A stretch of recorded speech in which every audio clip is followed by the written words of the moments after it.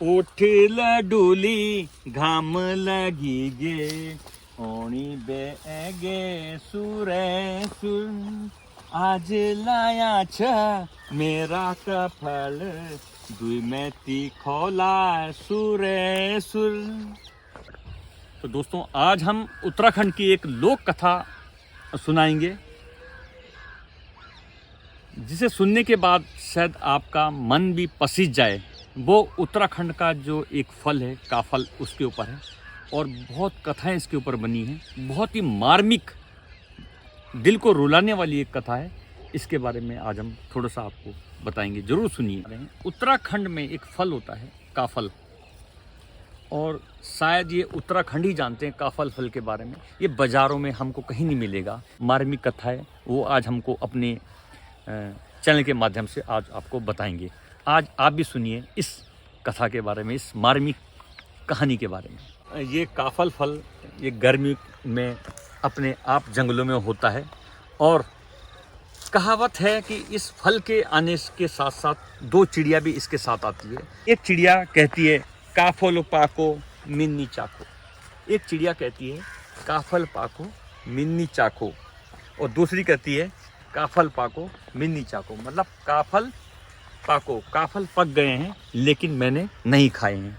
तो दूसरी चिड़िया भी बोलती है हाँ बेटी पता है काफल पक गए हैं लेकिन मैंने नहीं खाए हैं। उत्तराखंड के एक छोटे से गांव में एक माँ और बेटी रहती थी जो बहुत गरीब थे। उनके पास आय का कोई साधन नहीं था।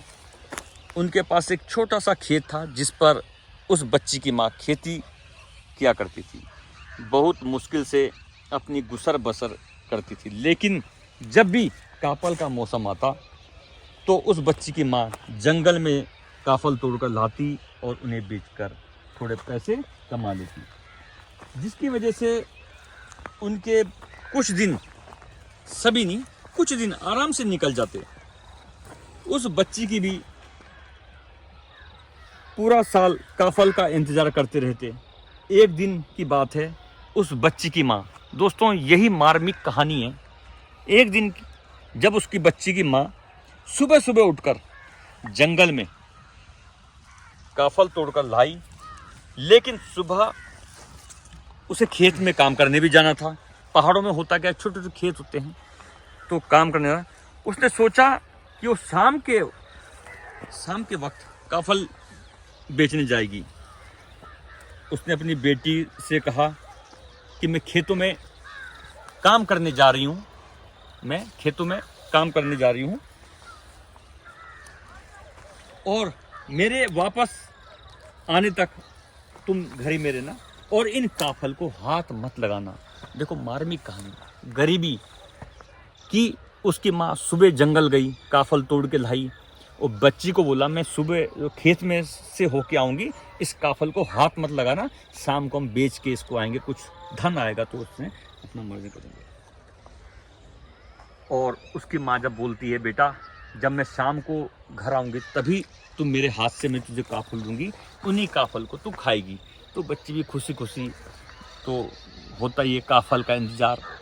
तो माँ, बच्ची घर में रहती है, माँ अपने खेतों में काम करने चली जाती है और शाम के वक्त घर आती है, अपने घर में आती है तो देखती क्या है, हाँ काफल वो तोड़ के लाती है। उसी टोकरी के पास उसकी बच्ची, छोटी बच्ची जो सोई हुई होती है।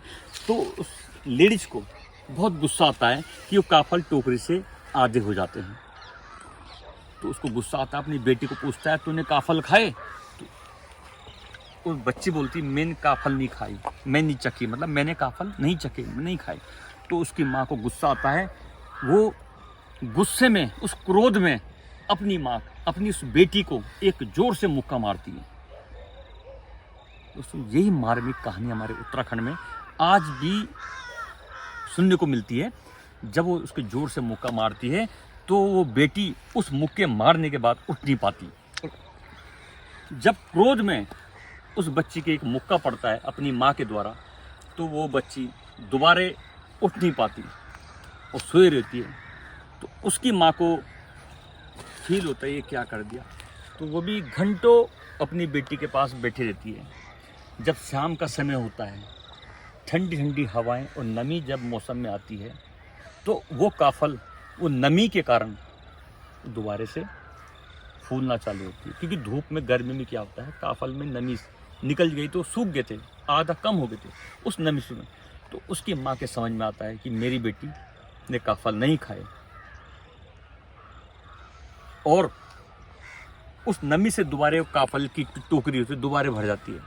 तो उसकी माँ बहुत घंटों तक अपनी बेटी के उस मृत शरीर के पास बैठी रहती है, तो बहुत सोचती विचारती है। और जब उसको समझ आता है, उस माँ को पता चलता है कि मैंने बहुत गलत किया अपनी बेटी के साथ जो इस दुनिया में नहीं है, उसकी माँ अपनी बेटी के सामने घंटों बैठी रहती है, घंटों। और उसको एक गहरा सदमा लगता है कि मैंने अपनी बेटी के साथ, उस नन्ही के जान के साथ क्या किया। और दोस्तों, ये कहानी, मार्मिक कहानी, हम सबको झकझोर देती है अंदर से।